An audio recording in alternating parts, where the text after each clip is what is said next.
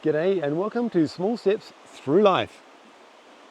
And we are still in the middle of nowhere, and it is nice. It really is. With the gurgling water,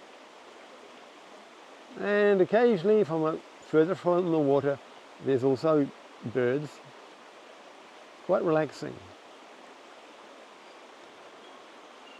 What we're doing today is we're looking at more of the extrapolation or what ifs. And today we're looking at the idea of politics. And I know it's a bit of a longer stretch, but it does matter, and it will matter in our individual lives as well as it does in a politician. When we vote for politicians, it is to get representation in the places that make decisions for our future. Sounds good so far.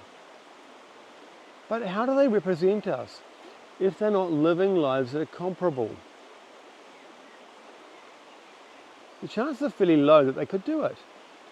But what if? What if we gave them a different way of doing it? What if we said, if you become a politician, a representative for the people, then you've got to consume the services that you expect others to use. And what would that look like? That could look like that they've got to use the public health system, public education system, and public transportation system. More than that though, is they've got to keep using it. Same as they get the perks. A lot of politicians get perks even after they leave office. They would equally have to keep using those services. Now, why would this make a difference? If they can have a broken leg but go privately and get seen faster, then there's not a lot of incentive to fix the system. If, however, they break a leg and they go to hospital and they've got to go through the public system and they're not prioritised, they're going to look for ways to make that system better because they now have a vested interest. Same applies for transport systems and education. If they can't send their kids privately, then they're going to make sure that the public system is going to be as good as they can make it, because now they have, as we would say, skin in the game. How does it apply to us?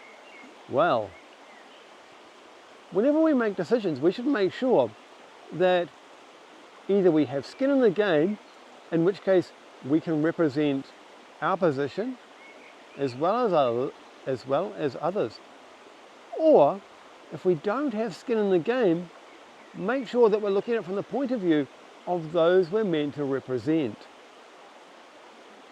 Once you start looking at life that way, even if you are not in exactly the same position, you can make considerations. You can think, well, in this job, in working in a call centre, people ring in, they have their problems, they have their challenges. I don't ring in, so it's not really a problem. But I can understand their frustration when, if they ring in, they get no resolution. How can I make that better? It's the idea of putting ourselves mentally into their position, even if physically we're not. It's the idea of refining empathy. It helps us start connecting with others. And I think that is how we're going to be the strongest version of us. I think the strongest version of us is much more aware of everybody around and making everything work together better. And if that's not your journey, that's fine. I do have a lot of other podcasts and they have different ideas. But for me, this I think is an important one. It does, I believe, make a difference. And on that note, be awesome, and I'll catch you around. Bye.